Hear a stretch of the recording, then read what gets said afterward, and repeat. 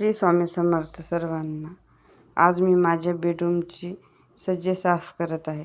खाली तर मी दररोज झाडून घेतो, पण आपण वर हात पोहोचत नसल्यामुळे आणि दररोजच्या दररोज सर्व रूमची अशी डीप क्लिनिंग होत नाही.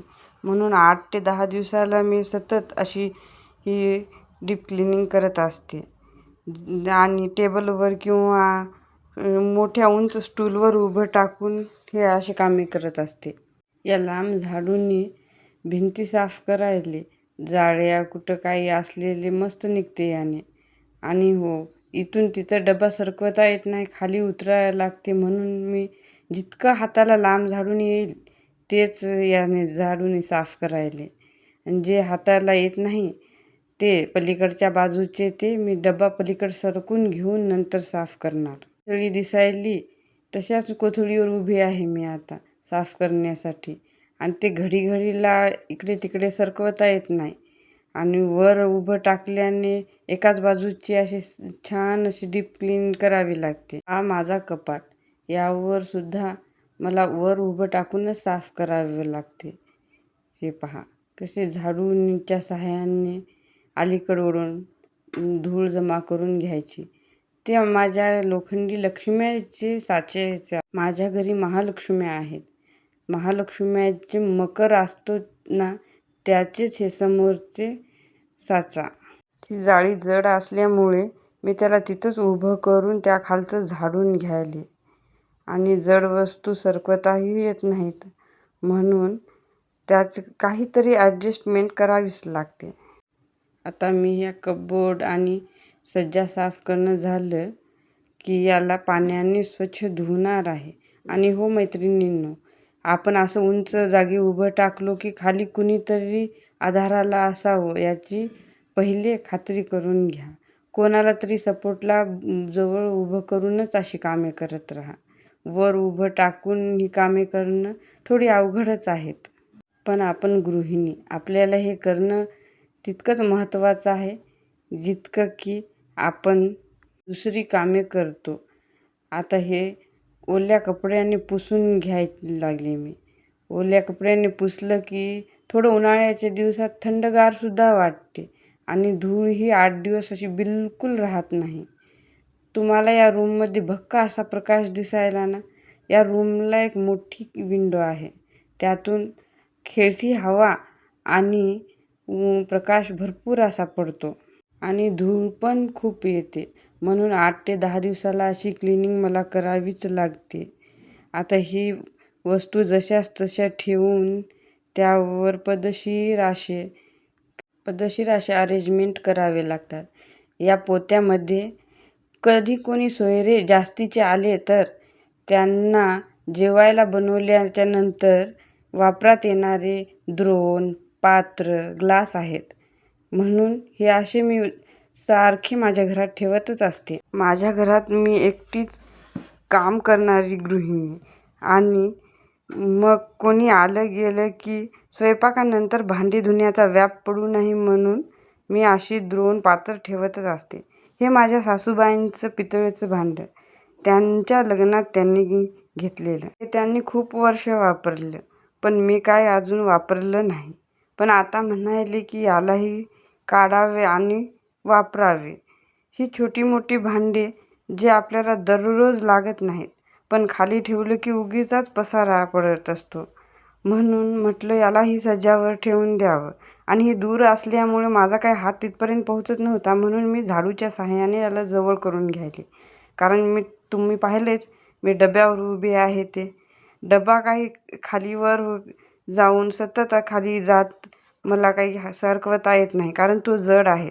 माझ्या मुलाच्या मदतीने मी तो इथं ठेवून घेतलेला आहे. आता हाताला येतील तेवढे सोप्यात पडेल असं झाडूच्या सहाय्याने झाडून घेते आणि पलीकडच्या बाजूला जाते वेळेस मात्र डबा नंतरून एक वेळा सरकून घेते. तोवर असंच साफ करणार. झाले तेवढे कामे तर करावीच लागतात. पण या लांब झाडूने मात्र खूपच कामे सोपी होतात. हे पहा ना, खूप दूरवर असा हात पोहोचतो आणि सज्जा एकदम साफ असा निघतो. या बाजूने त्या अशी मोठी मोठी भांडे आहेत, ज्यामध्ये काही स्टीलची भांडे, काही लोखंडी वस्तू ठेवलेल्या आहेत. ज्या मला स्वीकारता येत नाहीत. पण आता इथं मी पाणी टाकून घेतलं आणि या बाजूला आले. पहा, या झाडूच्या मदतीनं छान असं भिंती स्वच्छ निघाल्या.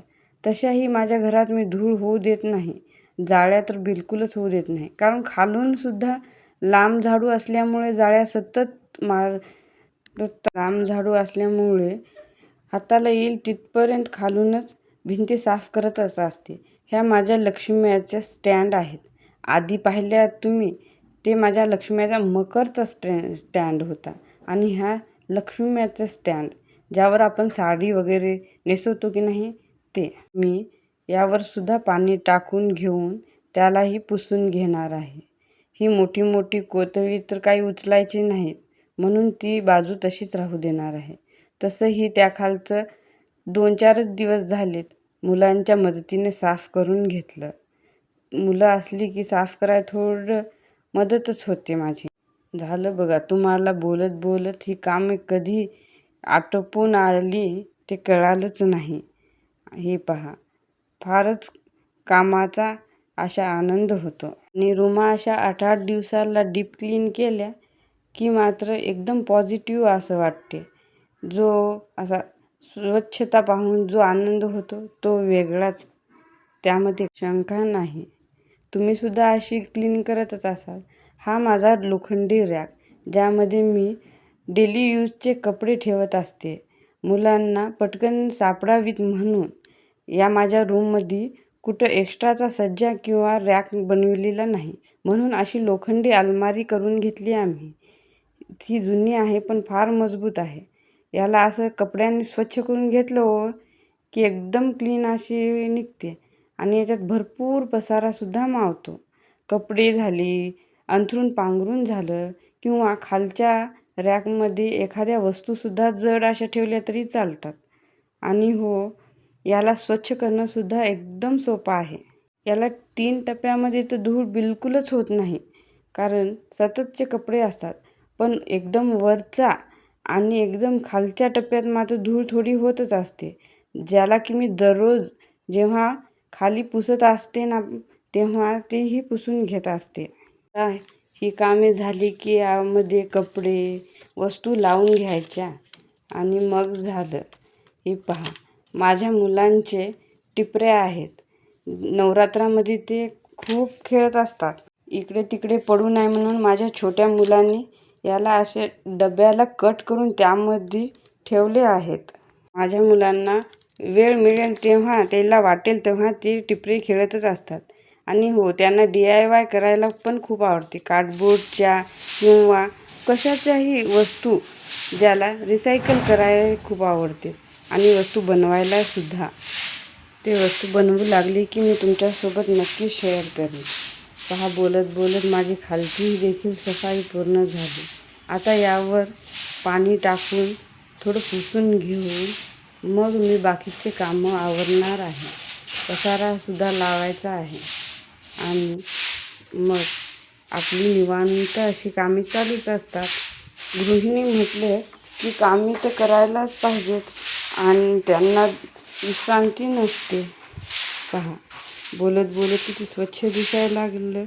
ही पहा माझी बाहेरची जागा, ज्यामध्ये मी परसबाग तयार केली, काही झाडे लावली. असं मोकळं परिसर असल्यामुळे ना धूळ येते, त्यामुळे मला 8-10 दिवसाला अशी क्लिनिंग करावीच लागते. पाणी टाकून आता पुसून घेणार आणि मग कपडे ते आवरून सगळं लावून घेणार व्यवस्थिशीर असं. सध्याला परती नसल्यामुळे पाणी असं टाकावंच लागतं आणि कपड्याने पुसून घ्यावं लागतं. नंतरून मग ते एकदम साफ असं दिसते रूम.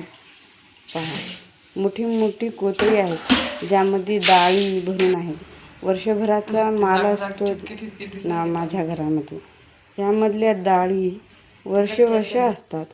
त्या मला काही सरकवा येत नाहीत, पण मी त्याला महिन्यातून 1 वेळा वाळू घालते वेळेस खालची जागा स्वच्छ करत असते. अशी कपडे लावून घेऊन ही दरवाजाच्या मागे आहे कपड्याची. त्यावर मी फक्त शर्ट टांगत असते. मुलांना ते पटकन हाताला येत असतात म्हणून. बोलत बोलत काम मी बघा कशी पटकन झाली. हे पहा, मी बाकीच्या सुद्धा वस्तू लावून घेतल्यात. आणि हो, असेच मी आजपासून रोज नवीन नवीन व्हिडिओ तुमच्यासाठी घेऊन येणार आहे. मी नवीन आहे ब्लॉग तयार करणं. आशा आहे की तुम्हाला माझे व्हिडिओ आवडतील आणि विश्वास आहे की तुम्ही मला सपोर्ट कराल. श्री स्वामी समर्थ.